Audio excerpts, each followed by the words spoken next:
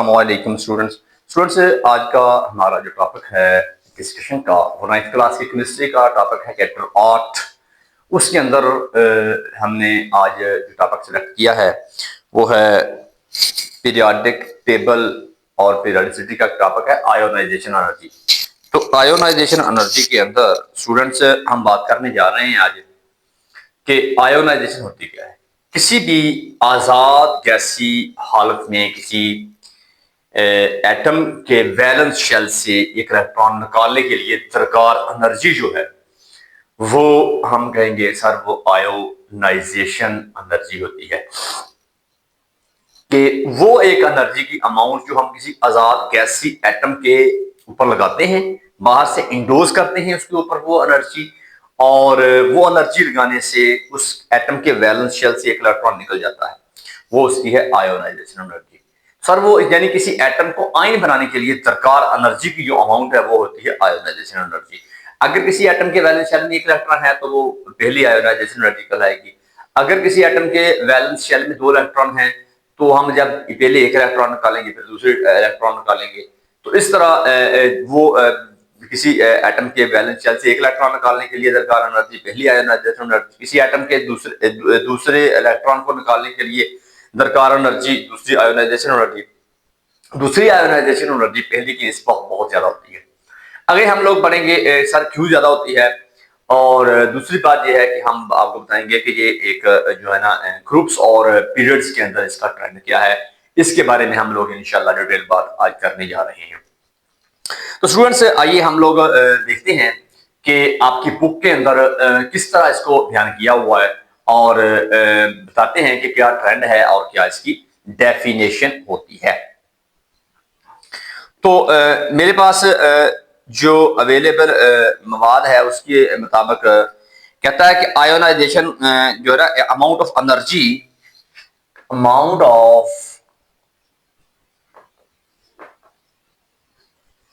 Energy required to remove the most loosely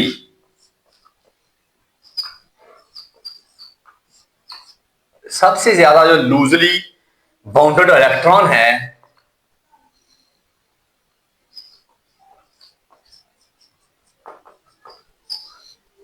from the valence shell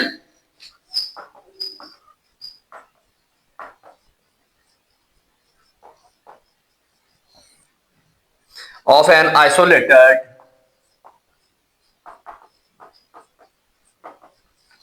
gaseous atom. ये इजरी किसी आजाद गैसी एटम के वैलेंस शेल से इलेक्ट्रॉन को निकालने के लिए दरकार एनर्जी जो होती है, इसको हमने निकालना है। वो जो इलेक्ट्रॉन हमने इधर से निकाला है वो एनर्जी जो है वो उसकी आयोनाइजेशन एनर्जी। ये आप जेल में रखिएगा कि सर ये हम देते हैं एनर्जी, किसी एटम से एनर्जी खारिज नहीं हो रही, बल्कि हम खुद ये एनर्जी अपने से लगा रहे हैं। तो वो एनर्जी जो हम दे रहे हैं वो आयोनाइजेशन एनर्जी है। सर ऐसी एनर्जी जो हम खुद देते हैं वो एंडोथर्मिक रिएक्शन की मिसाल होती है। इससे किसी भी सिस्टम की एनर्जी बढ़ती है, कम नहीं होती। जब सिर्फ एक इलेक्ट्रॉन होता है किसी एटम के वैलेंस शेल में तो एनर्जी रिक्वायर्ड होती है इसको रिमूव करने के लिए, तो इसे बोलते हैं first ionisation energy. First ionisation energy only one electron remove. एक इलेक्ट्रॉन को किसी वैलेंस शेल के अंदर एक ही इलेक्ट्रॉन है उसको रिमूव करने के लिए दरकार एनर्जी है वो फर्स्ट आयोनाइजेशन एनर्जी। मेरे सामने उस बंदे ने एक मिसाल दी हुई है कि सर उसने मिसाल दी हुई मेरे पास सोडियम की। इसको कहता है कि हम लोग शो करते हैं किलो जॉल पर मोल में। पर मोल में, ये यूनिट होता है इसका आयोनाइजेशन एनर्जी का। और मेरे पास एक मिसाल है कि सोडियम की आयोनाइजेशन एनर्जी जो है, ये ऑब्जेक्टिव में भी सवाल आपको आएगा। सोडियम है, उसने अपने वैलेंस शेल में जो होते हैं उसके इलेक्ट्रॉन होते हैं, एक इलेक्ट्रॉन होता है, उसको निकालना है। उसके लिए दरकार जो एनर्जी है वो है 496 किलो जूल पर मोल। ये इतनी एनर्जी निकल जाती है, ये इतनी एनर्जी हम देते हैं खुद उसको। एक इलेक्ट्रॉन निकाला वैलेंस शेल से, किसी गैसियस एटम के एक इलेक्ट्रॉन निकाला, साथ हमने ये एनर्जी दी है अपने अंदर से, अपने से प्रोवाइड की है, तो निकला है। तो ये एंडोथर्मिक रिएक्शन है। ये ऑब्जेक्टिव में सवाल आएगा कि सर आयोनाइजेशन एनर्जी सोडियम की कितनी होती है? 496 किलो जूल पर मोल होती है। जब एक से ज्यादा इलेक्ट्रॉन वैलेंस शेल में होते हैं, उसको निकालने के लिए पहले दो इलेक्ट्रॉन किसी एटम के वैलेंस शेल में है, तो पहले हम लोग एक इलेक्ट्रॉन निकालेंगे, फिर दूसरा इलेक्ट्रॉन निकालेंगे। एट ए टाइम दोनों इलेक्ट्रॉन नहीं निकाल सकते। किसी एटम के वैलेंस शेल में दो इलेक्ट्रॉन है, पहला इलेक्ट्रॉन निकालने के लिए दरकार एनर्जी फर्स्ट आयोनाइजेशन एनर्जी, दूसरा इलेक्ट्रॉन निकालने के लिए दरकार energy second ionisation energy. Second ionisation energy पहले से बहुत ज्यादा होती है। क्यों सर? जब किसी एटम के वैलेंस शेल से मैं इलेक्ट्रॉन निकालता हूं, आप जानते हैं कि एटम न्यूट्रल होता है, जितना पॉजिटिव चार्ज अंदर है उतना मंफी चार्ज बाहर है। बाहर के इलेक्ट्रॉन का मंफी चार्ज अंदर के न्यूक्लियस के पॉजिटिव चार्ज बिल्कुल सेम होता है, एटम न्यूट्रल है। जब वैलेंस शेल से हमने एक इलेक्ट्रॉन निकाल लिया तो बाहर माइनस कम हो गया, अंदर पॉजिटिव ज्यादा हो गया, पॉजिटिव की कशिश बढ़ गई है नेगेटिव के लिए। बाहर वैलेंस शेल में जो इलेक्ट्रॉन है उनको खींचने की पावर बढ़ चुकी है। एक इलेक्ट्रॉन निकलने के बाद एटम अब न्यूट्रल नहीं रहा, वो आयन बन चुका है। अब दूसरा इलेक्ट्रॉन निकालेंगे तो पहले से कई गुना ज्यादा एनर्जी हमें लगाना पड़ेगी उसको निकालने के लिए। इट मीन कि second ionisation energy first ionisation energy से ज्यादा इस वजह से होती है कि पॉजिटिव चार्ज अंदर ज्यादा हो जाता है। तो देखते हैं कि सारे जब कहता है कि एक से ज्यादा इलेक्ट्रॉन होते हैं वैलेंस शेल में, तो उसको वन बाय वन निकालते हैं हम लोग। When more than one electron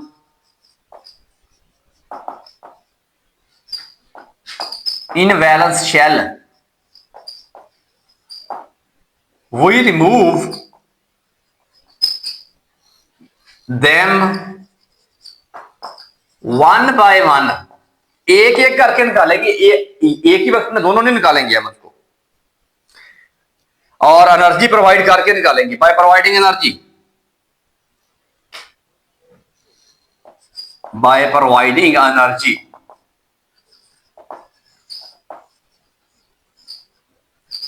energy को प्रोवाइड करके उसको एक एक करके निकालेंगे। मैग्नीशियम के वैलेंस शेल में दो इलेक्ट्रॉन है। मैं मैग्नीशियम की जब बात करता हूं, मैग्नीशियम 2412, तो पहले मैग्नीशियम के पहले मितार में दो इलेक्ट्रॉन हैं, दूसरे में 8 हैं, 8 और 2 10, तीसरे में 2 हैं। अब पहला एक इलेक्ट्रॉन निकालने के लिए दरकार एनर्जी फर्स्ट आयोनाइजेशन, इसको निकाल दूंगा। फिर दूसरा, अब दूसरा जब निकालूंगा तो जब इसको बिलफर्ज मैंने रिमूव कर दिया है, तो अब देखें अंदर का पॉजिटिव चार्ज भी 12 है, बाहर के इलेक्ट्रॉन भी -12 है, क्योंकि एटम न्यूट्रल था। अब अंदर 12 है, बाहर 11 है। 11 को बड़ी मजबूती से वो खींचेगा। पहले 12 - 12 बराबर 0 था, अब 12 अंदर है, 11 बाहर रह गया है, तो पॉजिटिव चार्ज ज्यादा है, तो उस 11 इलेक्ट्रॉन को खींचने की पावर ज्यादा होती है, तो इसलिए सेकंड आयोनाइजेशन एनर्जी ज्यादा होती है इसकी, ये वजह होती है। तो इसकी मैं इक्वेशन लिखता हूं कि आयोनाइजेशन एनर्जी वैल्यू बढ़ती है इसकी सेकंड में। पहला इलेक्ट्रॉन निकालना इजियर है और सेकंड वन से। उसके अंदर उस बंदे ने इक्वेशन दी हुई है मुझे, मैग्नीशियम है, उसमें से एक इलेक्ट्रॉन निकाला मैंने, तो एनर्जी मेरी जो लगी है वो है 737 किलो जूल पर मोल। अब इस मैग्नीशियम आयन के अंदर से मैं एक और इलेक्ट्रॉन निकालूंगा। अब इधर 2 इलेक्ट्रॉन निकल गए इसके, तो इसके अंदर जो दूसरी आयोनाइजेशन एनर्जी है 1450 किलो जॉल पर मोल एनर्जी है। देख ले, फर्स्ट एक इलेक्ट्रॉन निकाला 737, दूसरी इट मीन की डबल बन गई, इससे इस इतना ज्यादा एनर्जी उसकी हो जाती है आयोनाइजेशन एनर्जी। उसकी मैंने रीजन ही आपको बता दी है, पुरानी बुक्स के अंदर उसकी बड़ी डिटेल वैल्यू जो थी ना वो दी हुई थी, और उसके बारे में बहुत ज्यादा आपकी इस बुक में, नई बुक में इतनी ज्यादा डिटेल बातें नहीं है जितनी वो पुरानी बुक में थी कि क्यों होती है आयोनाइजेशन, सेकंड आयोनाइजेशन एनर्जी ज्यादा, फर्स्ट कम क्यों होती है, ये बहुत ज्यादा डिटेल दी हुई थी। लेकिन आपके इस बुक में वो इतनी डिटेल नजर नहीं आ रही। तो सर वो कह रहा है कि इसका अब ट्रेंड जो है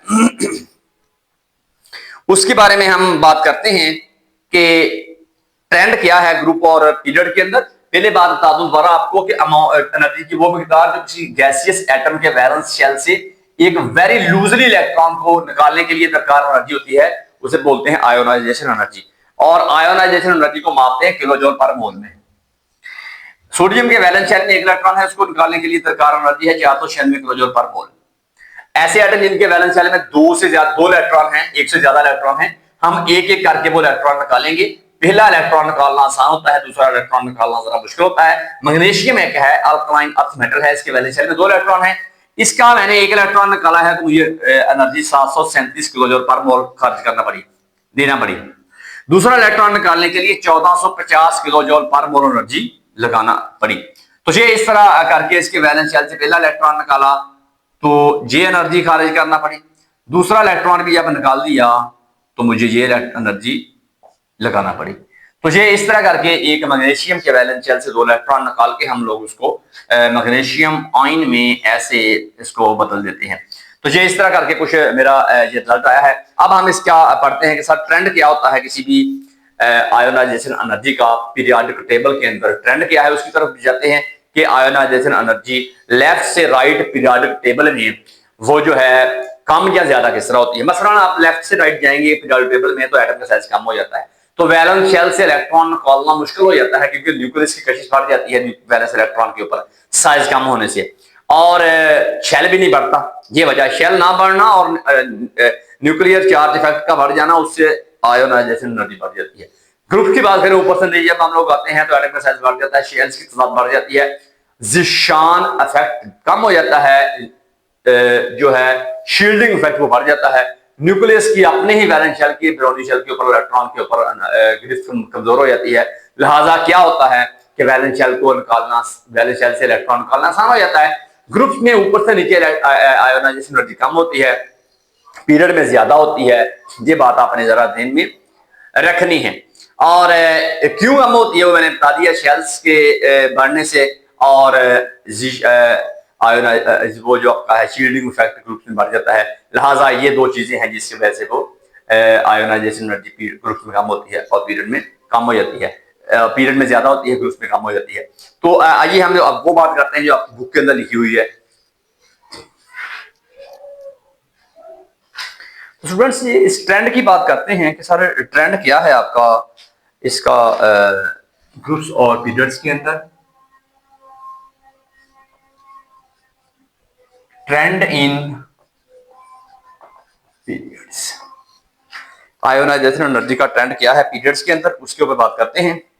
सर कैसे आयोनाइजेशन एनर्जी पीरियड में पानी से दाई एनर्जी आप जाते हुए वो बढ़ती है, उसके बारे में बात करते हैं। कि कहता है आयोनाइजेशन एनर्जी का डायरेक्टली तल्लुक होता है एटॉमिक साइज के साथ। सर ये आयोनाइजेशन एनर्जी जो है रिलेट करती है एटॉमिक साइज के साथ।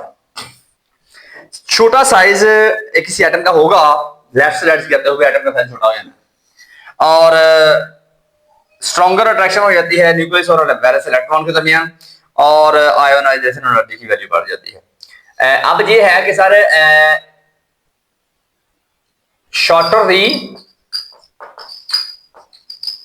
size of atom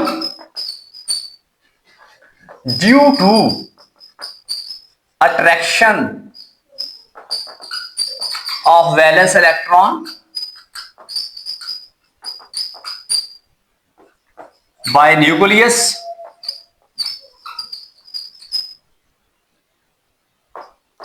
greater the amount of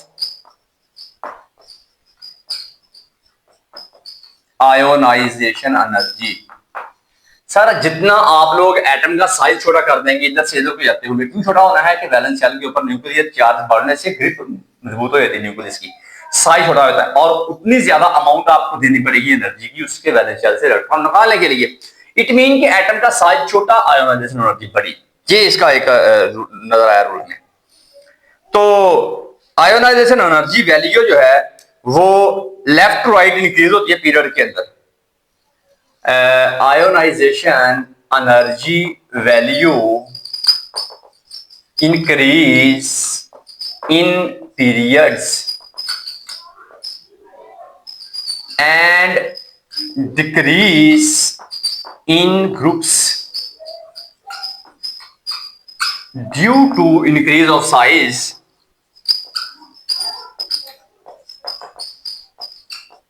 atoms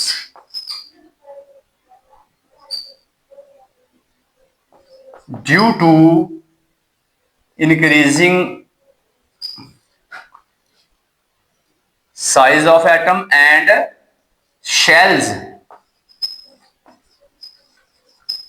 और शील्डिंग इफेक्ट, इनकी वजह से एटम का साइज ऊपर से बढ़ जाता है और आयोनाइजेशन एनर्जी की वैल्यू कम हो जाती है। जी अपने ध्यान रखिए जरा। अब मैं आपके सामने दूसरा पीरियड है मेरे पास, सेकंड पीरियड जो है उसके एलिमेंट्स दिखाए हुए हैं। आयोनाइजेशन एनर्जी जो है किलोजोल पर मोल भी दिखाई हुई है। अब देखते हैं स्टूडेंट्स के उसकी वैल्यूज कुछ इस अंदाज से दी हुई हैं। तो देखते हैं कि सर मेरे पास आयोनाइजेशन एनर्जी भी है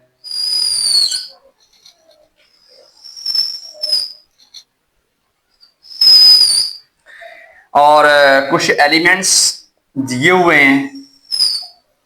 देखिएगा सर लिथियम जो है उसकी आयोनाइजेशन एनर्जी जो है 520, बेरियम की है 899, बोरान की है 801। कम होती जा रही, ये देखिए ना एनर्जी कैसे बढ़ रही है साइज छोटा होने की वजह से। कार्बन की है 1086, नाइट्रोजन की है 1402, ऑक्सीजन की है 1314, फ्लोरीन की है 1681, नियान की है 2081। ये एक आयोनाइजेशन एनर्जी का बढ़ता हुआ रुझान दिखाया हुआ है। क्यों? अब सुनिएगा जरा। डिक्रीजिंग एटॉमिक साइज, नंबर 2 ये रीजन पूछेगा आपको। Decreasing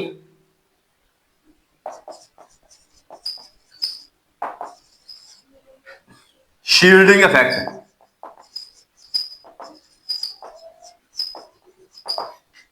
increasing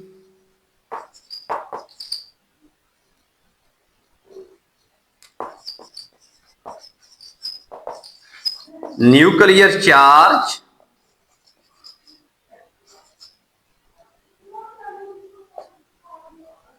attraction, increasing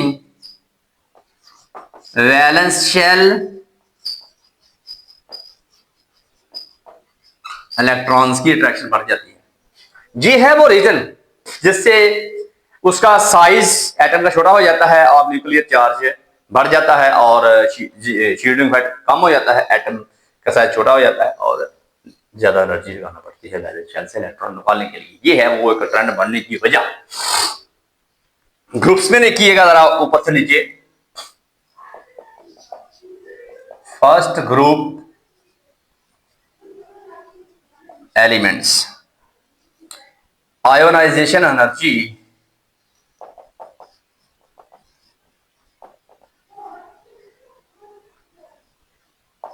kilo joule पर मोल, ये भी एनर्जी किलो जॉल लिख दी हुई है पर मोल। सर मेरे पास कुछ एलिमेंट्स हैं, उनका मैं नाम लिखता हूं और lithium, sodium, potassium first group के एलिमेंट है ना, रुबिडियम और सीजियम। ऊपर से नीचे आयोनाइजेशन एनर्जी कम होनी है, 520 इसकी है, 496, 419, 403, 377। ये देखिए सर जी आयोनाइजेशन एनर्जी ऊपर से नीचे कम हो रही है, क्यों? रीजन एटॉमिक साइज बढ़ेगा, शील्डिंग इफेक्ट बढ़ेगा, न्यूक्लियर चार्ज कम होगा। एटॉमिक साइज बढ़ना, एटॉमिक साइज इंक्रीज होगा, शील्डिंग इफेक्ट इंक्रीज होगा। ये है वो दो रीजन जिसकी वजह से ये आयोनाइजेशन एनर्जी ऊपर से नीचे काम होती है। ये तो था स्टूडेंट्स आज का मेरा ये टॉपिक, जिसमें बड़ी डिटेल से आपसे बात हुई है कि आयोनाइजेशन एनर्जी क्या होती है, इसका ट्रेंड क्या है, ऊपर से नीचे ग्रुप में ये कैसे कम होती है, क्यों कम होती है, पीरियड में बाएं से दाएं यानी इसकी एनर्जी बढ़ती क्यों है, एटॉमिक साइज छोटा क्यों होता है, ग्रुप में ऊपर से नीचे एटॉमिक का साइज बढ़ता क्यों है, शील्डिंग इफेक्ट बढ़ता क्यों है, लिहाजा आयोनाइजेशन एनर्जी कम क्यों होती है। ये सारी बातें आपसे बड़ी डिटेल में की। मैं उम्मीद करता हूं कि ये टॉपिक आपको बड़ी अच्छी तरह समझ में आ गया होगा।